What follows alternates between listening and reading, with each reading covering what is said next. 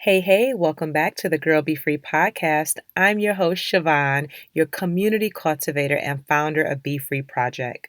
I help women who are ready to flourish, feel fulfilled, and be free to show up for themselves. I am deeply passionate about community, sisterhood, and personal growth. So if that's your jam, keep on listening. And now let's get into the show. Hey, welcome back to another episode of the podcast. I am so grateful that you decided to spend another week with me. This week, I am loving Big Sean's new album called Detroit 2. And I've been a Big Sean fan for a while. I feel like his rap style is more motivational and inspirational. So I really enjoy it. So if you have not checked it out, definitely look into it. It's a really good album from the beginning to the end, in my opinion. Okay, on to today's topic, which is when you lack direction, I want you to do this. So, first of all, let's get clear about what I mean when it comes to lacking direction and not having clarity. So, if any of these relate, then this episode is for you. Signs that you lack direction are you feel stuck, you feel confused, lost, frustrated, anxious, exhausted, or stressed. You're constantly second guessing yourself. You're unsure what to do and what you want for your life. Life seems like it's in a constant disorder, or you always feel confused.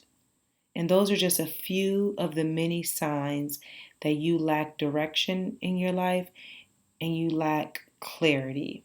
One thing that I want to hone in on is the sign where you don't know what you want for your life, you don't know what you don't want, and you're afraid to go after what you really want. Like there's something maybe deep in the back of your mind, like if I could do that, then life would be awesome. But there's fear, there's lack of clarity, a lot of different things that may come up as to why you won't move forward. Maybe you're uncertain. Maybe you don't believe in yourself. I mean, there can be a plethora of reasons. And so this creates frustration because it feels like you're just wavering through life, just going through the motions, and you don't really have anything going on. And so again, you end up feeling confused and helpless, powerless, disappointed. You may even carry some guilt or resentment towards yourself and other people. And many women that I talk to on a day-to-day basis, they feel like if they can just figure out what their thing is, if they can just figure out what they're passionate about, if they can just figure out what their purpose is, then things will be better. And I'm sure if you're listening to this and you can relate, you can raise your hand like, hey girl, that is me.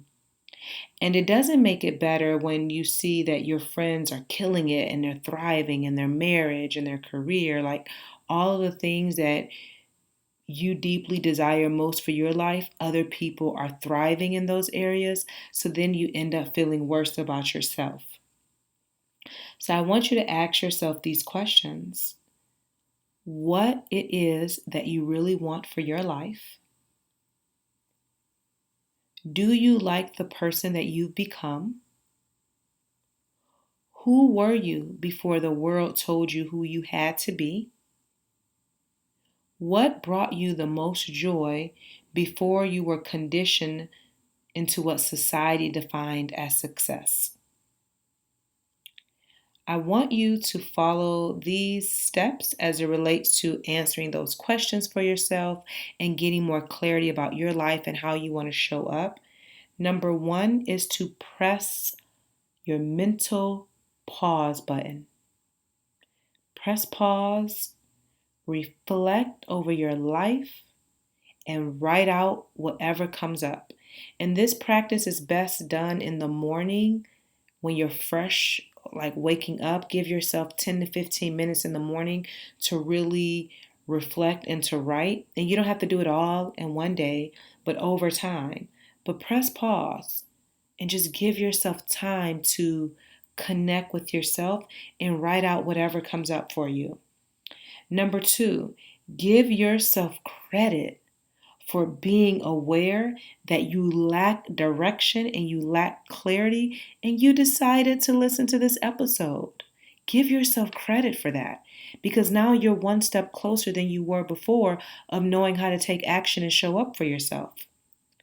The third thing I want you to do is to embrace the 3 to be free, which is every day you take action and you show up for yourself in some way, shape, or form in your life. Number 2, as a part of the 3 to be free, is you walk every day. You get outside with nature, no matter the temperature, as long as you can move your body, and you go outside and walk. And then the third part of the 3 to be free is to affirm yourself. Affirm the woman that you desire to become. Okay, step number 4, be still and listen to your internal voice, aka your intuition. It is always there. It's a part of you. Stop ignoring it and really listen to how it's guiding you. And your intuition will lead you into discovering what you want and giving you more clarity for your life. Number 5, be present and do only one thing at a time.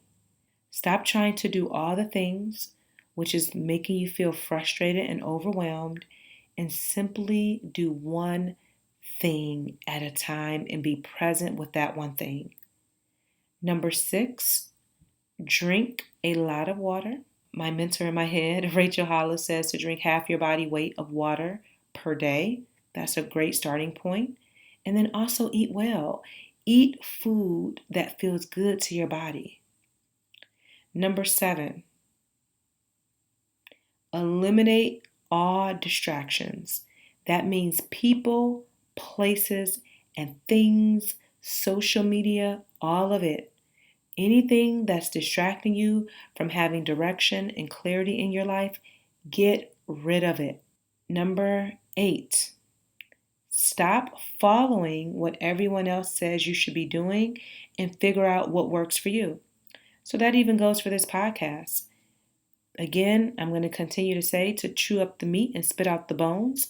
What works for you, great. You use this maybe as a stepping stone to give you ideas, but you create what works best for you. This podcast I'm sharing from my own perspective, my own beliefs, what worked for me in my life.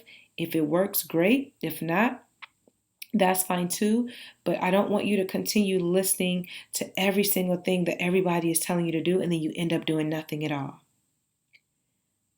And then your action step for this week is to jot down what matters most to you and what are your values.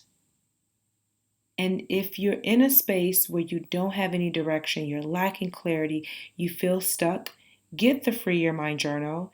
It's a self-reflecting, guided journal with 40 prompts that are going to help you become more empowered, take action, begin to shift your mindset, and be more clear about what you want.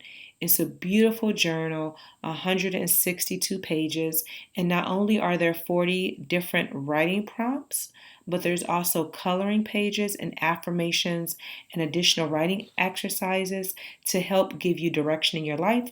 You can go to freeyourmindjournal.com. The link is also in the show notes, but that will be the perfect guide in addition to listening to the podcast and other tools and resources that you're using to grow on your journey. As always, make sure you write a review. It'll take you all of 10 seconds. Make sure it's a 5-star review. You can share this episode on social media by sharing it in your IG stories and your feed. Simply tag me at Siobhan Sudbury or Be Free Project. As always, if you love the episode and you want to donate to my coffee habit, you can hit the donate button in the show notes. And if you ever have any questions, feel free to reach out to me on the gram. That's where I love to hang out on social media. You can follow me at Be Free Project or Siobhan Sudbury. Both handles are in the show notes. And until next time, girl, be free. The Be Free Inner Circle is such a fantastic community. My name is Deirdre Slater from the city of brotherly love and sisterly affection, Philadelphia, Pennsylvania. I have been with the Inner Circle, I think I'm going into my second year. It has been such a wonderful community. It has helped me with my motivation to reach my personal goals in all aspects with the wonderful book club that is such a great feature with this community, as well as the sisters wanting to meet up with you locally if they are in the area. I truly love the sisterhood this community brings together.